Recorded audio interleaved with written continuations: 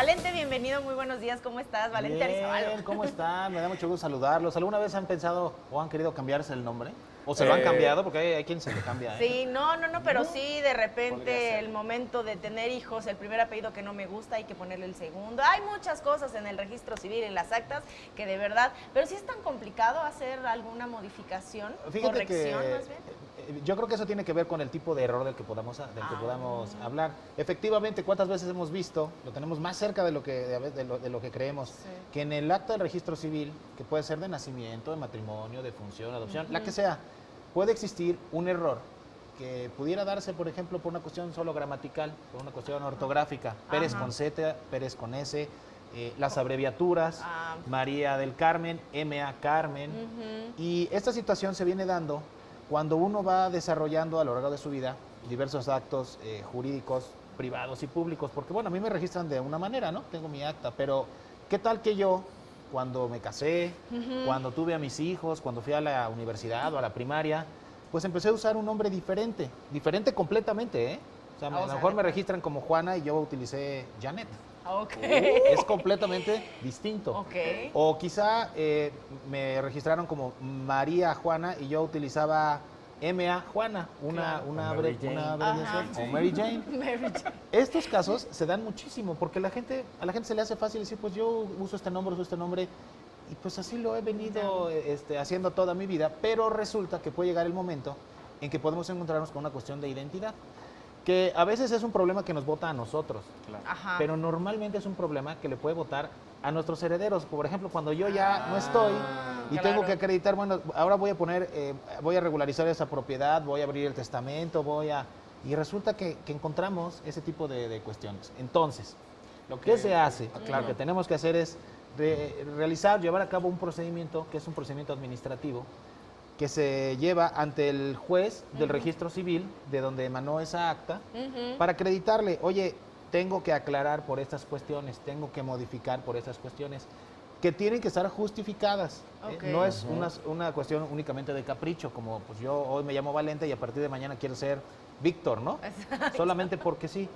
Que también debemos distinguir cuando hay esa razón legal, cuando va a proceder la rectificación, se va a tener que acreditar que está justificado, pues porque, en el caso que poníamos, registré a mis hijos con el nombre de M.A., María Juana, me casé con el nombre de M.A., con la abreviatura María Juana. Ahí sí se justifica y se hacen una serie de aclaración, correcciones, para ajustar la realidad jurídica a la realidad social. Y con la nueva, digamos, acta o con el nuevo papel, yo puedo ir a solicitar los demás cambios porque de repente de mi acta de nacimiento se derivan muchos papeles con mi nombre, ¿no? Eso es bien importante porque a veces, lo voy a decir de esta forma, te sale más caro el caldo que las albóndigas. Sí. Haces la corrección de uno, pero resulta que todo lo demás estaba diferente. Sí. Entonces hay que valorar, porque la rectificación es un camino. La rectificación ante un juez del registro civil, antes era un juicio ante un juez de lo familiar, judicial, ya no, ya se hizo un poco más fácil.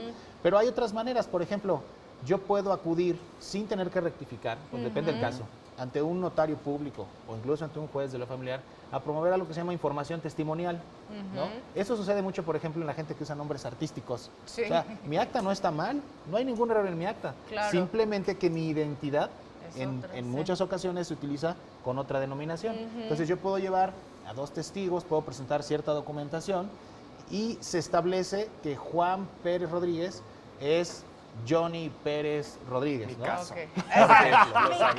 Johnny. Oye, y entonces eso sirve para que de ahí en adelante se pueda acreditar esa identidad. Valente, pero decías hace un momento que debe estar justificado, ¿no? El cambio, porque pues obviamente no cualquiera puede cambiar su nombre, pero si existen condiciones en las que tal vez por tu nombre la gente puede ser que te haga bullying, ¿no? Por esas rimas del nombre con el apellido, o en el caso de las chavas o de las chicas trans que cambian de identidad también, ese tipo de actos es como justificable para poder cambiar el nombre. Claro, ¿O cuáles son los...?